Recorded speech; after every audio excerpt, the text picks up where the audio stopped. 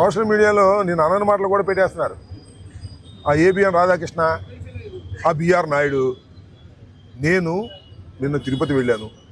తిరుపతిలో బంధుమిత్రులతో ఫ్యామిలీతో వెళ్ళి అక్కడ దర్శనం చేసుకున్న తర్వాత వెంగమాంబ ఉచిత భోజనశాలకు వెళ్ళి భోంచేశాను. భోజనం చాలా బాగుంది అని ప్రశంసించాను. నీట్గా జరుగుతుందని నేను చెప్పాను.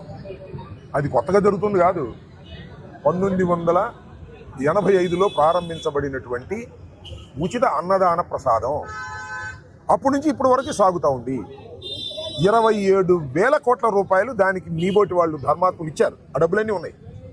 నీట్గా చేస్తున్నారు. ఎప్పుడు చేస్తున్నారు? బిఆర్ నాయుడు వచ్చిన దగ్గర నుంచే చేయట్లా, కూటమి ప్రభుత్వం వచ్చిన దగ్గర నుంచే చేయట్లా, 85 నుంచి చేస్తున్నారు.